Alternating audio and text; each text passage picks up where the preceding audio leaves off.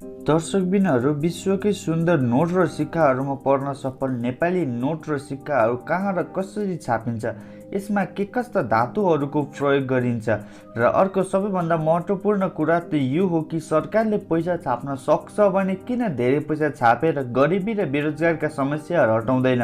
यी र यस्तै रोचक तथ्यहरूले भरपुर भिडियो हेर्न रेडी हुनुहोस्। तर भिडियोलाई सुरु गर्नु अघि यदि तपाईँ हाम्रो लर्निङ नेपालमा नयाँ हुनुहुन्छ भने ढिलो नगर्नुहोस्, अहिले नै सब्सक्राइब गर्नुहोस् र साथै छेउमा रहेको घन्टी बजाई सँगै आउने पपअपमा अलमा क्लिक गर्नुहोला सबैभन्दा पहिला रोचक तथ्य र ज्ञानमूलक भिडियो हेर्नको लागि।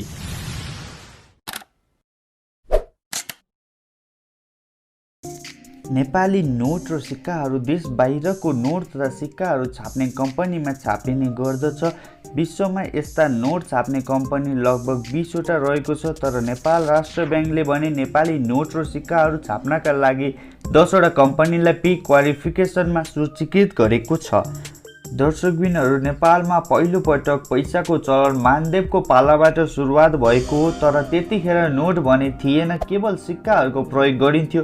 तर पछि आएर सन् 1945 मा राजा त्रिभुवनको पालामा पहिलो कागजको नोटहरू प्रचलनमा आयो र यो नोटहरूलाई भारतमा नासिकमा अवस्थित इन्डियन सेक्युरिटी प्रेसमा छापिएको थियो।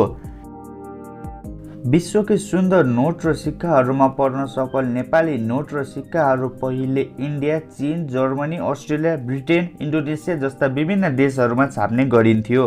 केही दिन अघि आएको प्लास्टिकको नोट भने रिजर्भ ब्याङ्क अफ अस्ट्रेलिया मार्फत नोट प्रकाशन गर्ने कार्यालय नोट प्रिन्टिङ अफ अस्ट्रेलियाले छापेको थियो। केही समय आएको प्लास्टिक नोटमा कलर जाने समस्या भएपछि यसलाई छाप्न बन्द गरिएको हो भने आजको यो समयमा यी मध्ये केही देशहरूमा मात्र छापिन्छ। नेपाल राष्ट्र ब्याङ्कले नयाँ नोट र सिक्काहरू छाप्नु पर्यो भने अन्तर्राष्ट्रिय रूपमा टेन्डर जारी गर्छ र उसको क्राइटेरियामा फिट हुने कम्पनीलाई पैसा छाप्ने जिम्मेवारी दिन्छ। रु 5, रु 100, रु 1000 को नोटहरूसँगै रु 1 र रु 2 को सिक्काहरू चीनमा अवस्थित चिनिया ब्याङ्क नोट प्रिन्टिङ एन्ड कर्पोरेसनमा छाप्ने गरिएको छ भने रु 20, रु 50, रु 500 का नोटहरू भने इन्डोनेसियामा अवस्थित पेरुङको फेरिङमा छाप्ने गरिएको छ भने त्यस्तै रु 10 को नोट पहिला अस्ट्रेलियामा छाप्ने गरिन्थ्यो भने अहिले फ्रान्समा छाप्ने गरेको छ।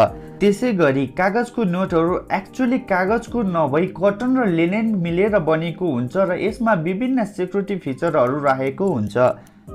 1 रुपियाँको सिक्का छाप्नका लागि 1 रुपियाँ भन्दा बढी लगानी लाग्छ र यसको तुलनामा 2 रुपियाँको सिक्का छाप्दा कम पर्न जान्छ।